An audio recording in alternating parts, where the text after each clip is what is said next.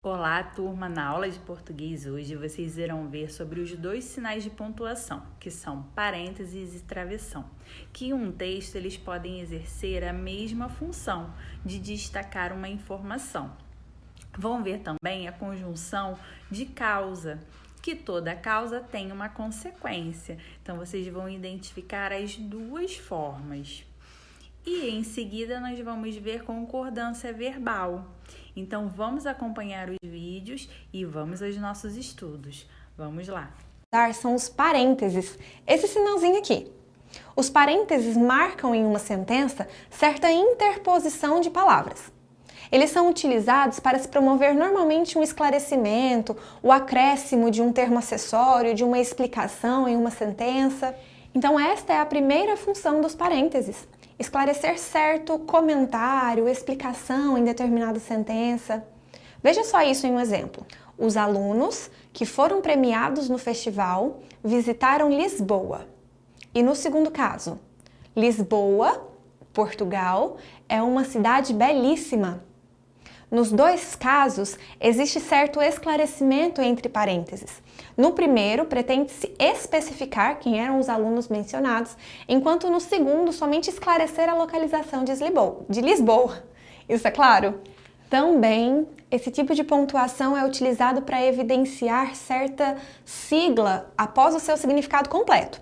Por exemplo, Organização das Nações Unidas, entre parênteses, ONU. Instituto Brasileiro de Geografia e Estatística, entre parênteses, IBGE. Em outras situações, os parênteses podem ser utilizados, por exemplo, em textos acadêmicos, quando se pretende marcar uma referência bibliográfica. Nesse caso, é exatamente assim que se apresenta. Texto e, posteriormente, entre parênteses, autor, vírgula, ano.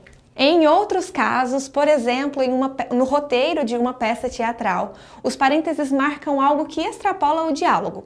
Por exemplo, tenho todo o diálogo e no finalzinho, abre parênteses, João sai de cena, sem graça, fecha parênteses. Ali representa-se uma ação e não algo que será falado. Isso é marcado por esse sinal de pontuação. Em outras situações, os parênteses, que normalmente separam frases curtas, podem conter algum tipo de pontuação dentro daquela mesma frase intercalada. Veja só os próximos dois exemplos. No primeiro caso, alguns meninos, entre parênteses, ou seriam todos, saíram sem se despedir.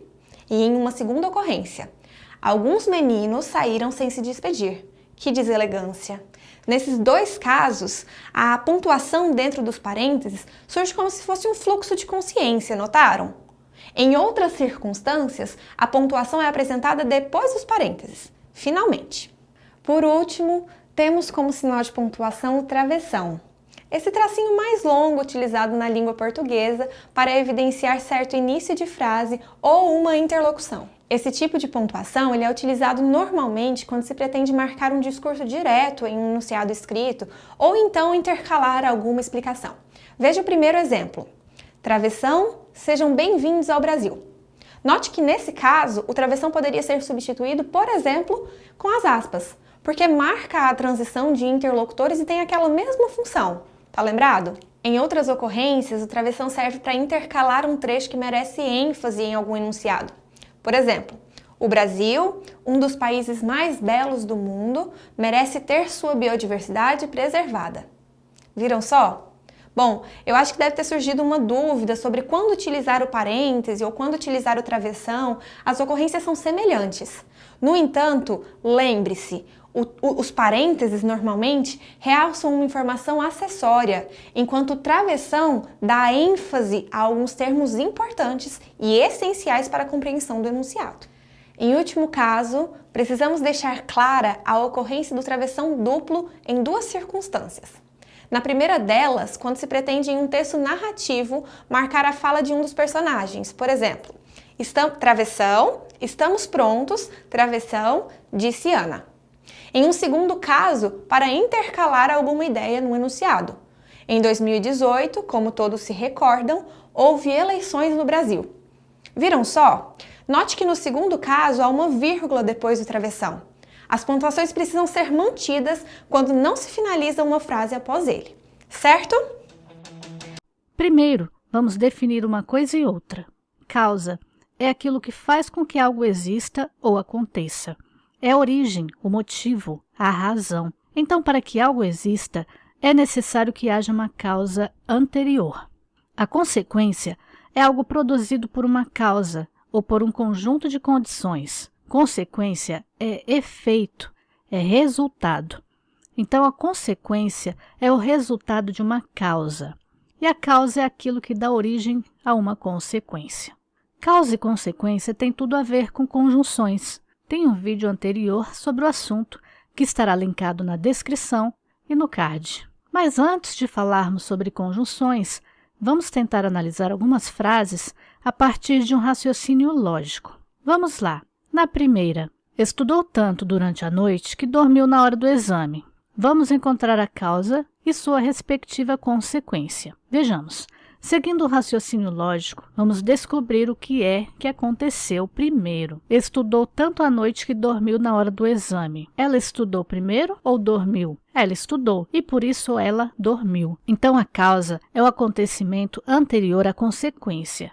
A causa vem antes. Então, nesse caso, temos como causa estudou tanto durante a noite e a consequência dormiu na hora do exame. Então, é uma maneira mais simples de encontrar a causa e consequência, sem fazer uso de regras, apenas determinar a ordem dos acontecimentos. O que vem primeiro, no sentido lógico, é causa. O que vem depois é consequência. Agora dá uma pausa e tenta descobrir qual a causa e consequência nessa frase.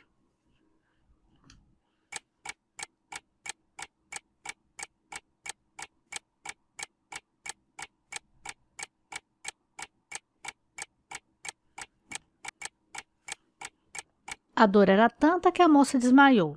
Pronto, vamos lá? O que aconteceu primeiro? Ela sentiu dor ou desmaiou? Ela sentiu dor. A dor era tanta, é a causa.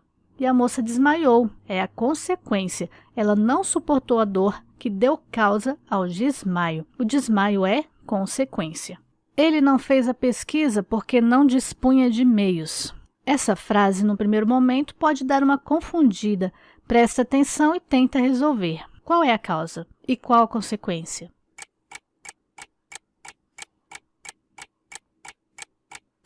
Ainda analisando logicamente, o que parece ter acontecido primeiro para determinar a segunda situação? Ele não fez a pesquisa ou não dispunha de meios? Quando fazemos essa pergunta, fica mais claro que ele não fez a pesquisa porque não dispunha de meios, ou seja, não dispor de meios foi a causa de ele não ter feito a pesquisa. Então, a causa não dispunha de meios. E consequência, não fez a pesquisa. Como não se interessa por arte, desistiu do curso. Qual é a causa e qual é a consequência? Como não se interessa por arte, é a causa de ter desistido do curso. Portanto, como não se interessa por arte, a causa, desistiu do curso é consequência.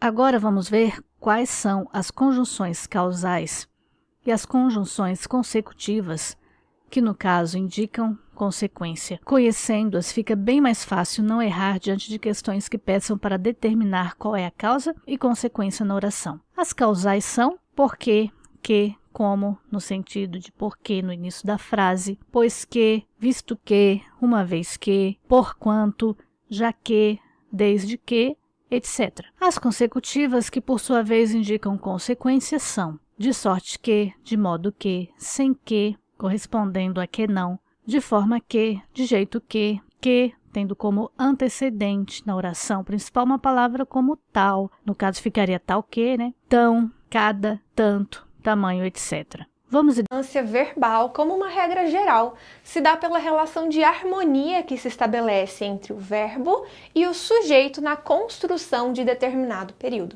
Essa relação concordante se dá seguindo algumas regras específicas.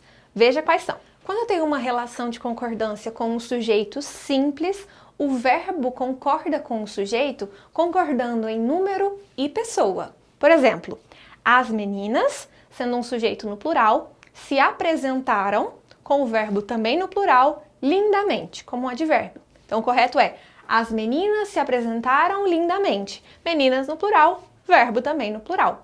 O mesmo quando o verbo está antecipado do sujeito. Por exemplo, ocorrerão novas apresentações em breve. ocorrerão no futuro, ou no futuro não, no plural, se referindo a apresentações também no plural. Um outro exemplo com o verbo anteposto do sujeito. Existem histórias que emocionam. Histórias que emocionam é o sujeito do verbo existir, e esse verbo cobra a concordância conforme o sujeito. No plural, existem histórias. Mas devemos nos atentar a um verbo semelhante, cujo sentido é muito próximo, que é o verbo haver. O verbo haver não é flexionado, ele é invariável. A utilização dele nessa mesma frase seria com a sua apresentação no singular. Por exemplo, há histórias que emocionam. Então existe uma questão específica em relação ao verbo haver, que não se flexiona. Em outra questão, eu tenho a concordância em relação à pessoa. Eu, tu, ele, ou no plural, nós, vós, eles. Quando eu concordo com a segunda pessoa, seja no singular ou seja no plural, o verbo deve estar de acordo com ela. Por exemplo, tu fizestes novas amizades. Como a pessoa é tu, segunda pessoa do singular, o verbo precisa concordar com ela, fizestes. Esse é o correto. Quando eu tenho